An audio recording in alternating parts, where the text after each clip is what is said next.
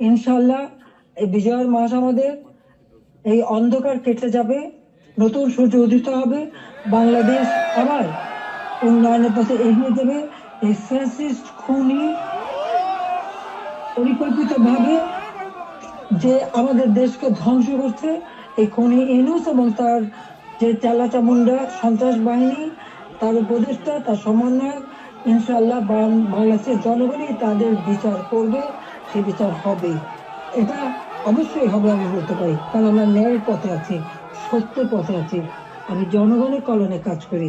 জনগণের ভাগ্য পরিবর্তন করেছিলাম, সেটা নষ্ট করেছে। ইনশাআল্লাহ আবার এদেশের মানুষ জেগে উঠবে, আবার বাংলাদেশের মানুষ বিশ্বব্যাপী মর্যাদা পাবে, সম্মান পাবে। সবাইকে আমি আন্তরিক ধন্যবাদ জানাই। আবারও ধন্যবাদ জানাই আমাদের প্রবাসীদের। আমাদের অর্থনীতিতে আপনাদের অনেক অবদান।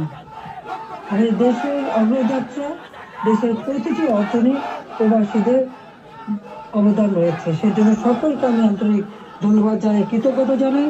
সকলে ঐক্যবদ্ধ হন, এই ফ্যাসিস্ট স্বৈরাচার ইউনূস সরকারের হাত থেকে দেশ যেন মুক্ত হয়, দেশের মানুষ যেন আবার তাদের সুষ্ঠু জীবন ফিরে পায়, সেই কামনা করে জাতির পিতার স্বপ্নে সোনার বাংলা ইনশাল্লাহ আমরা গড়ে তুলব, সেই প্রত্যয় ব্যক্ত করে আমার বক্তব্য শেষ করছি।